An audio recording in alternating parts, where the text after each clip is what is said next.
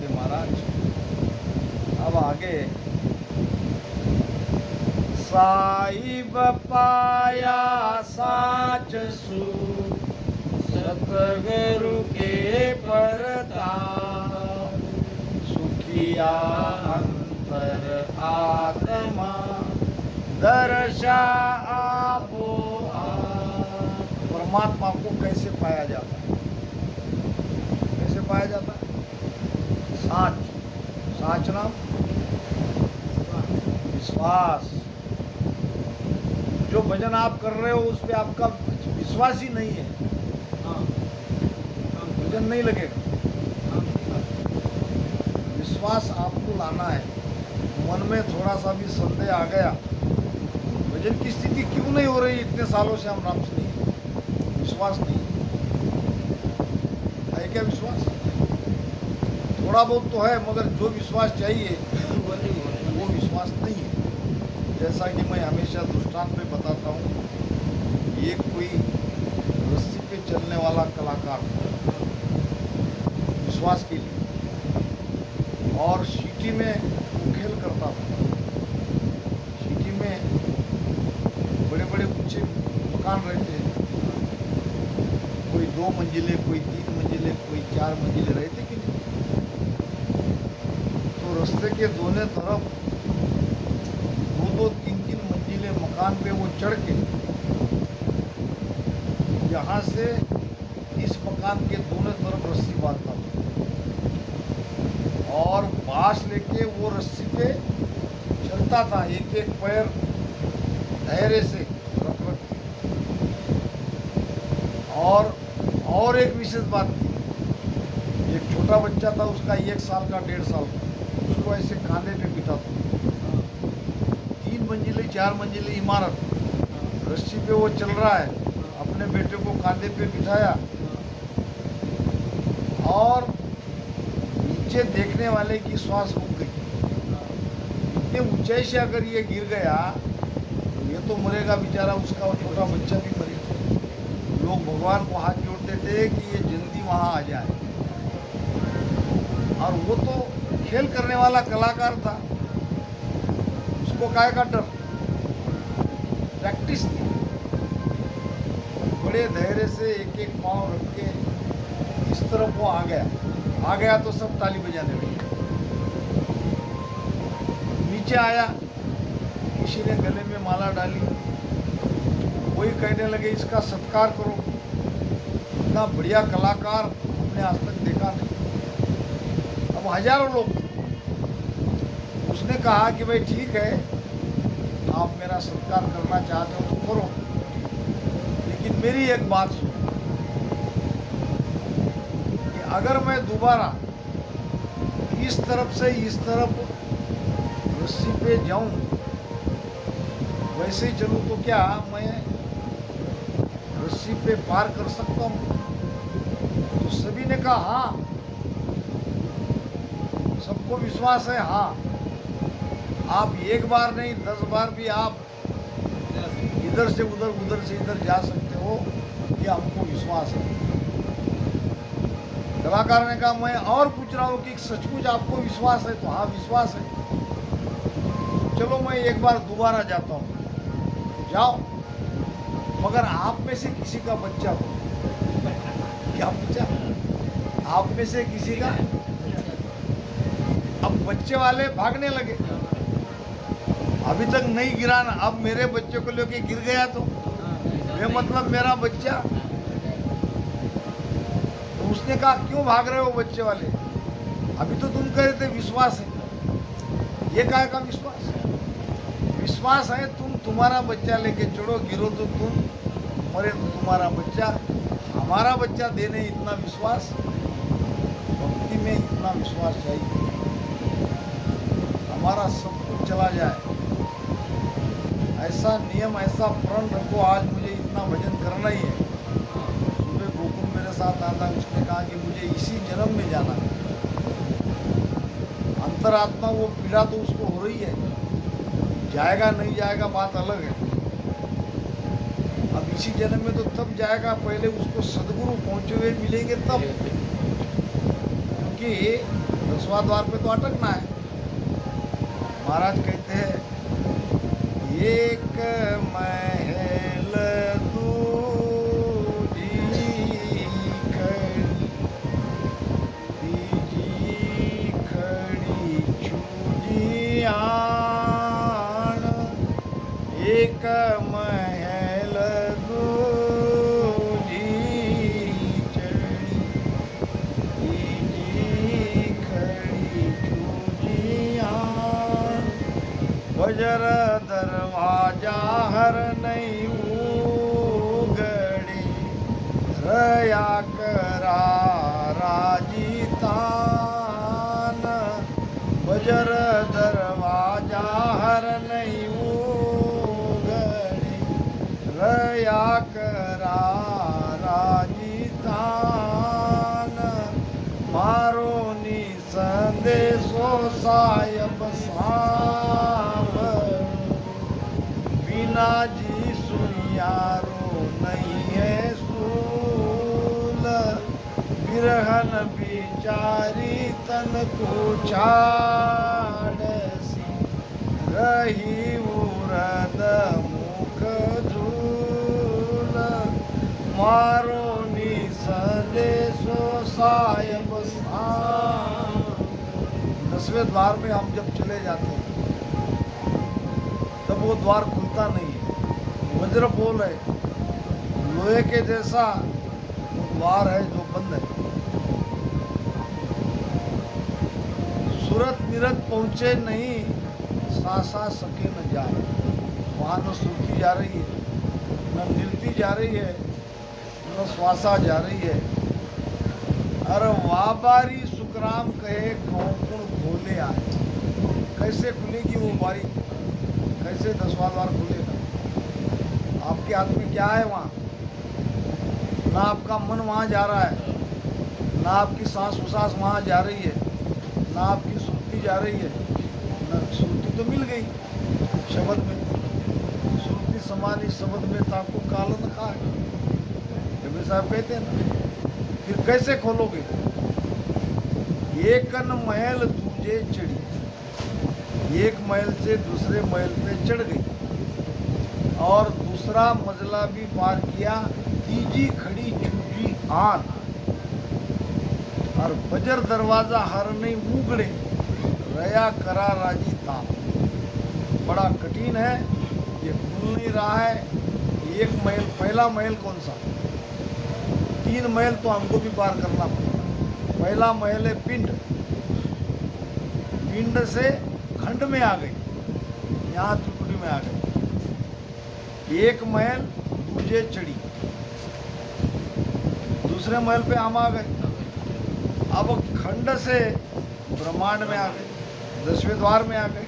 तीजी खड़ी छूजी आन, अब यहाँ अटक गए। वज्र दरवाजा हर नहीं उगड़े, रया करा राजी तान। इमरत जोग द्वादश अंगल, यहाँ से 12 अंगल ऊपर, अंदर भी है तो बाहर भी है दरवाजा। यहाँ हम सूरत लगाई तो वहाँ आपको शिवाय प्रार्थना का कोई उपाय नहीं है। आपने जिसको सदगुरु बनाया है वो पिंड की बात जानता नहीं है, पिंड से खंड में कैसे जाए, वही वो ज्ञान दे रहा है, तो वो आपका 10वें द्वार कैसे खोले? महाराज ने 3 काल की बात कही है। हद का काल कौन है? हद का काल है क्रोध, हद का काल है क्रोध। हद में अगर हमारा ध्यान है तो ये क्रोध हमारा काल है, क्योंकि 3 लोग का सब कुछ बिगाड़ देता है ये क्रोध। किया कराया सब गया, जब आया अहंकार।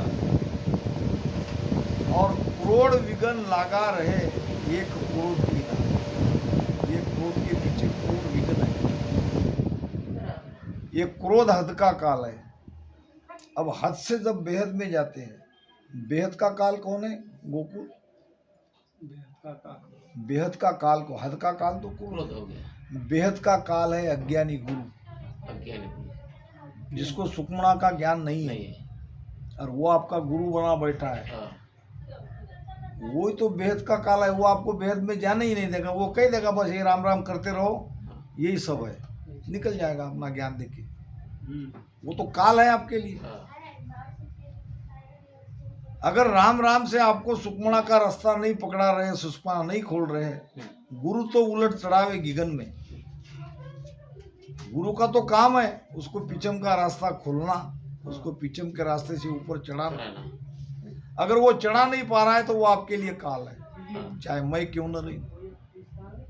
ज्ञान दूंगा, महाराज का ही बानी बचूंगा, महाराज का ही राम राम कहूंगा, हाँ, मगर आपको वो बात नहीं नहीं कही, मिलेगी। क्योंकि वो जानते ही नहीं है।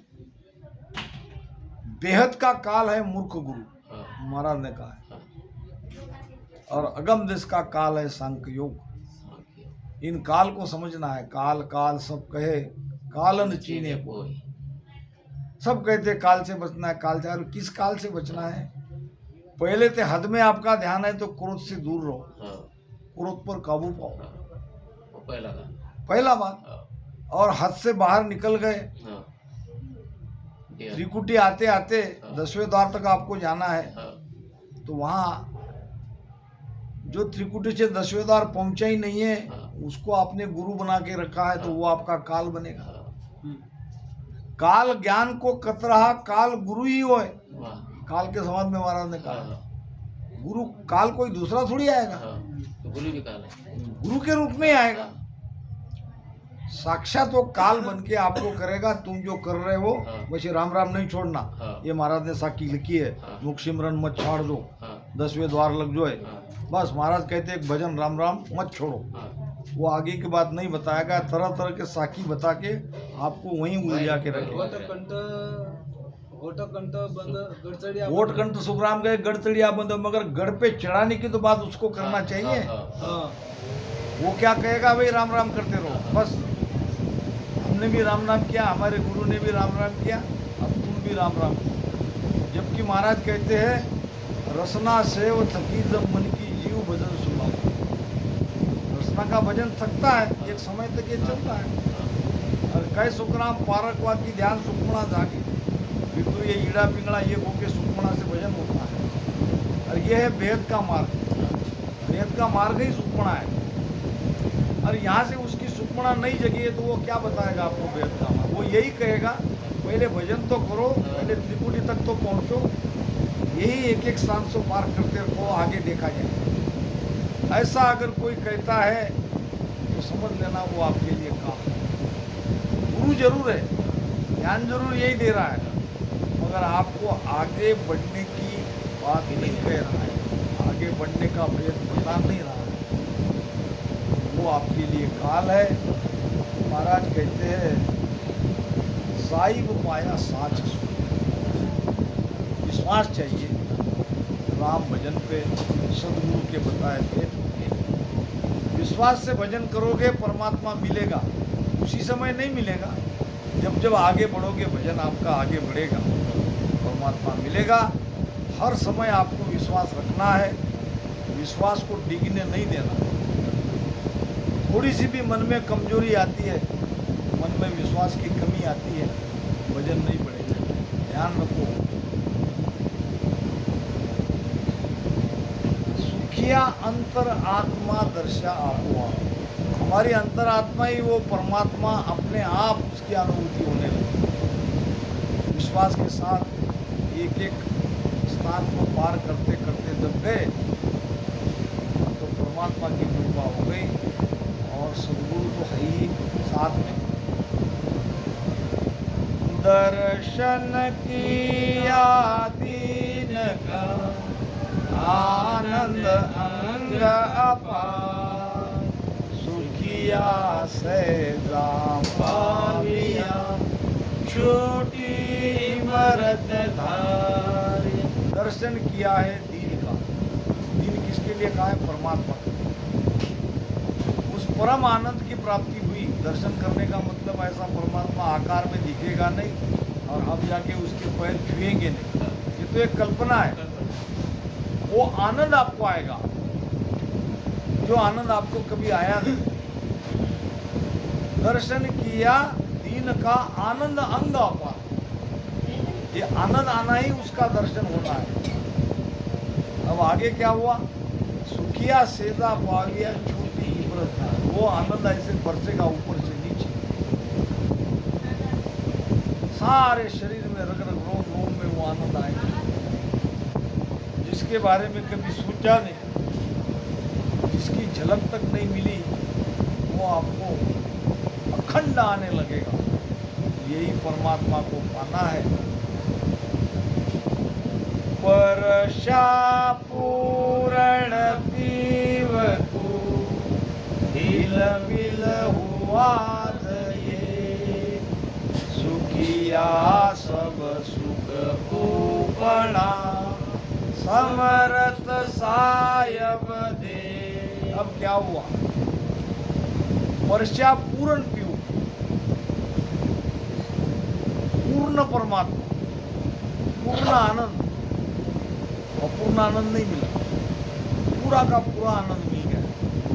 जितना आनंद सदगुरु सुखराम जी महाराज को मिला, उतना पूरा का पूरा आनंद हमें भी मिला। वर्षा पूर्ण पीऊ, पूर्ण परमात्मा को मैंने परस लिया, उसका अनुभव कर लिया और हिलमिल हुआ ये। अब परमात्मा में हम आनंद है और हम जाके कहाँ मिल गए? परमात्मा। ये ऐसी स्थिति है जैसे नदी नाले जाके सागर में मिल गए। छोटे छोटे नाले रहते हैं, ये कहाँ जाते हैं? नदी में। सागर में कहाँ जाएंगे? नदी में जाएंगे।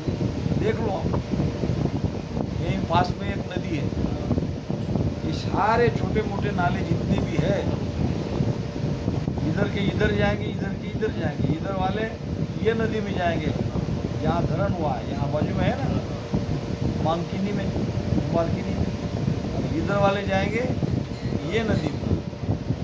पानी का बहाव जहाँ ढलान है उस तरफ पानी चला जाता है। ये छोटे मोटे नाले जाएंगे नदी में। अब ऐसे ही आगे जब जाओगे ऊपर से, तो ये सब नदियाँ एक दिशा में जा रही है।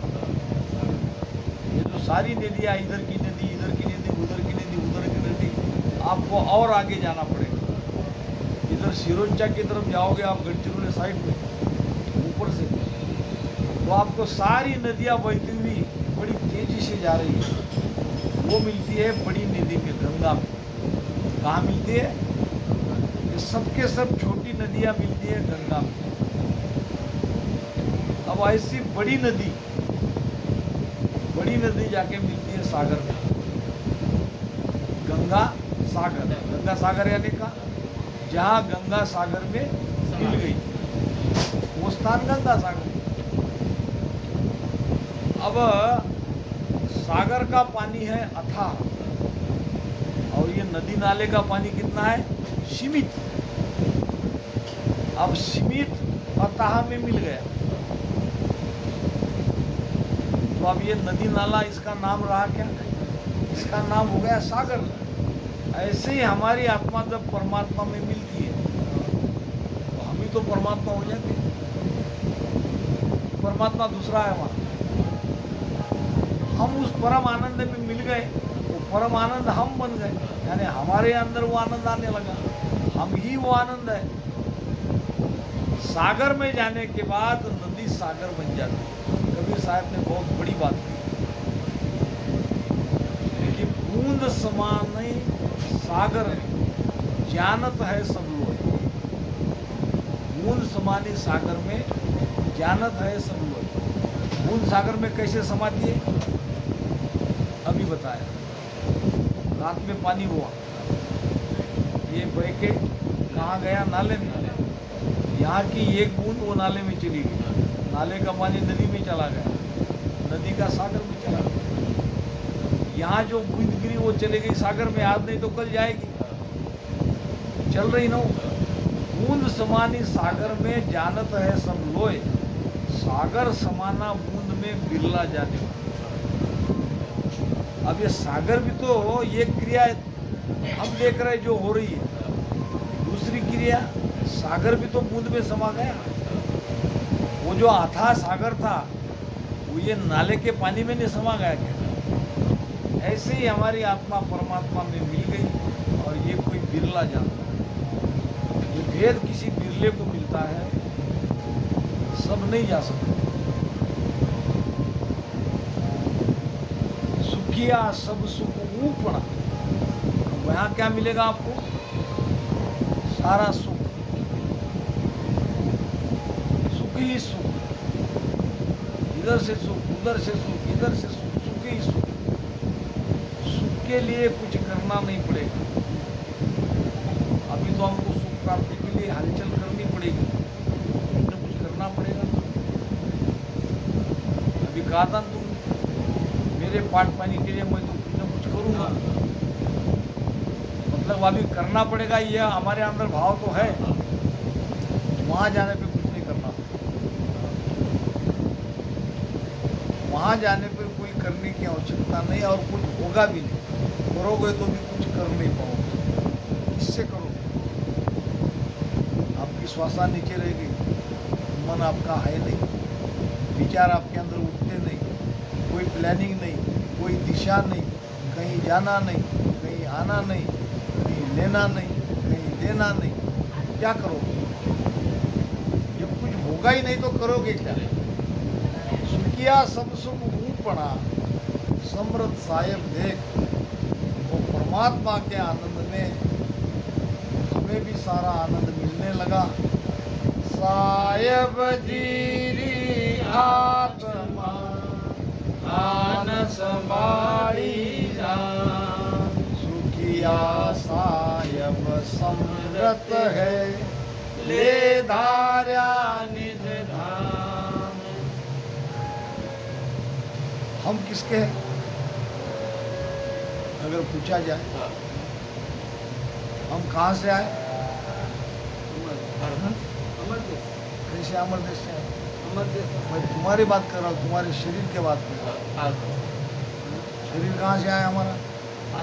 हाँ, पारब्रह्म में से। कैसे? किसने पारब्रह्म में से? हमारा शरीर आया हमारे माता पिता से, आया कि नहीं? शरीर किसका है? माता पिता का। तो शरीर पे किसका हक है? हमारा, हमारे माता पिता का, हमारे परिवार का, क्योंकि उनसे मिला ना हमको। तन सो जगत मन सो बैरागी, करे सकल रहे न्यारो। ये तो जगत को देना ही पड़ेगा, इसका उपयोग लो, जो काम इससे करवाना है वो करवाओ, क्योंकि उन्होंने दिया है, उनका अधिकार है। आपकी आत्मा कहाँ से? आत्मा आई परमात्मा से, परमात्मा से, परमात्मा का अंश है ना। शरीर आया माता पिता से, आत्मा आई साहेब जीरी आत्मा। इसकी आत्मा है साहेब की, और आन संभाली राम, उसकी आत्मा उन्होंने यहाँ संभाल के रखी। अभी तक हम जीवित है तो हमारी आत्मा को शरीर में किसने संभाला? कि हमने संभाला? नहीं नहीं, हम बड़े बड़े डॉक्टर के पास गए तब हम, ऐसा कोई कहेगा क्या? उसकी आत्मा का संभाल वही कर रहा है। कितनी दिन हमको जीवित रखना है ये वही जाने, दूसरा कोई जानता क्या? नहीं जानता। साहेब जीरी आत्मा और आन संभाली राम, उसकी आत्मा का संभाल उसने ही है ये हमारे शरीर में किया। और हम कह रहे कि मेरा मेरा, हमारा कुछ है?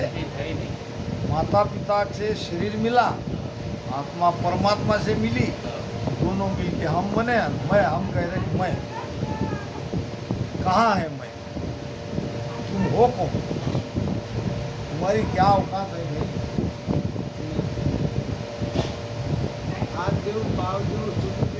सब सब सब हमारे माता पिता का और परमात्मा का, हमारा कुछ नहीं है। उनका उपकार मानो। सुखिया साहिब समर्थ है ले धार्या निजधाम।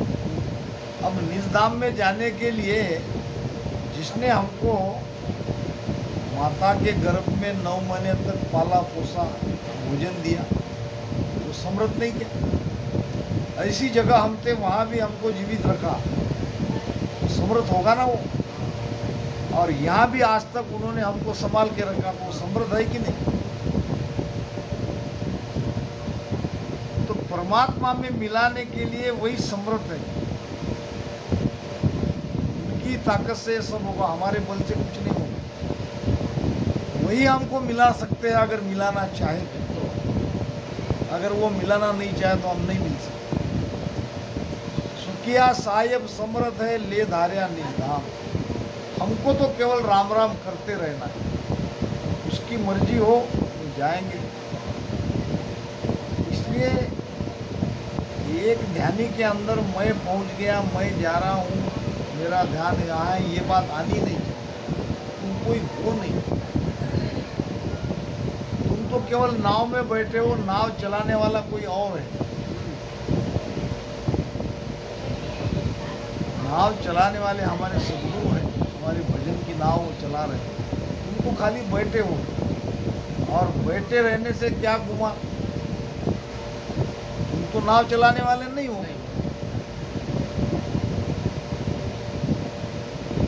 इसलिए सब कुछ परमात्मा पे छोड़ के निश्चिंत जीवन जियो, भजन सुमिरन करते रहो, कहीं भी करता भात मत लाओ। महाराज ने 18 साल भजन किया, कहीं भी उन्होंने वाणी में एक वचन भी उनके नहीं आए कि मैं भजन करने से यहाँ पहुँचा, मैंने इतना भजन किया तब मैं अमरलोक पे पहुँचा, ये महाराज ने कहीं भी नहीं। सदगुरु बीरमदास जी निर्धार्य आधार, मेरे बीरमदास जी गुरु, मैं तो निराधार था, मुझे आधार दिया। सदगुरु बीरमदास जी दीनी भक्ति बताए, और नहीं तर तो सुखराम कहे मैं रहता हूँ। मेरे गुरु ने मुझे भक्ति बताई, मेरे गुरु ने मुझे आधार दिया। मैं कहीं नहीं है, मैं कहीं होना नहीं चाहिए। और भक्ति के रास्ते में यही सबसे बड़ी बाधा है, हम अपने ऊपर जल्दी ले लेते हैं। यहाँ तो सब कुछ दूसरे का ही दिया हुआ है।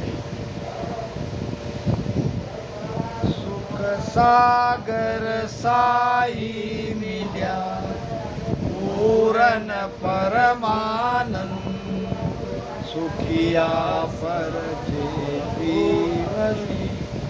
बोले बाणी। सुख सागर साई मिल्या, उस सुख के सागर में परमात्मा मिल गए, और हमारे अंदर वो पूर्ण परमानंद प्रकट हुआ, वो आनंद हमको आने लगा। सुखिया परचे पीव के बोले वाणी छन।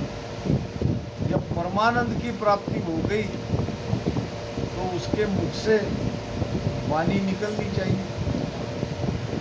ये जो वाणी है उस देश की, वो वाणीकार को उसको खुला करना चाहिए, नीचे पढ़ने की आवश्यकता उसको,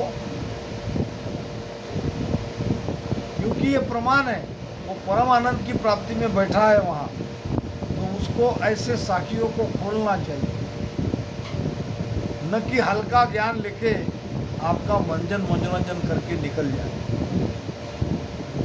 ये सारी साखियाँ उसको खोलना चाहिए। कौन खोलेगा दूसरा? ये आएंगे, वो भी भक्ति बिसारी राम के कहेगा, वो भी कहेगा कृपा करो पूरा शिशु तारो, ऐसे सत्संग चलती रहेगी तो ये कौन खोलेगा? क्योंकि तुम जब बुलाते हो किसी संत के, तुम्हारे हाथ में कुछ नहीं रहता, वो जो विषय पे ज्ञान देगा वही रहेगा। फिर ये कौन कहेगा, कौन खोलेगा?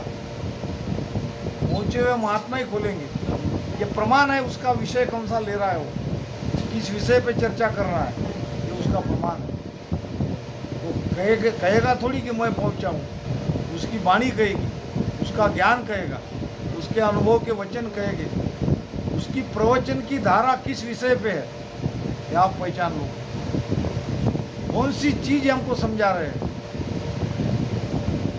वही रटा रटाया पढ़ा पढ़ाया ज्ञान जो वर्षों से सुनते आ रहे हैं वही ज्ञान सालों साल चलता रहेगा, कुछ नहीं मिलेगा। विचार करो, सोचो, समय अभी है, ये समय गया नहीं है। कोई आपको ये नहीं कहेगा कि मैं पहुंचा हुआ हूं। साधा शब्दा परखी, साधु की परीक्षा कैसे करोगे? शब्द से। शब्द से। कौन से शब्द से? उनकी वाणी कैसे निकलती है, उनके प्रवचन में कैसे वो ज्ञान समझा के देते हैं। पहलो परचो ज्ञान है, पहला पर्चा है पहुंचे महात्मा का, पहलो परचो ज्ञान है। ज्ञान की पर्चे में वो नहीं बैठेगा तो आगे का पर्चा क्या बताएगा। दूजो अनबे जान, दूजा पर्चा है, उसने जो भेद बताया उस भेद से भजन करने पर हमें कुछ अनुभव हुआ कि नहीं हुआ, दूसरा पर्चा है। और तीजो सो सुखराम कहे हंस चेटे आन, तीसरा पर्चा है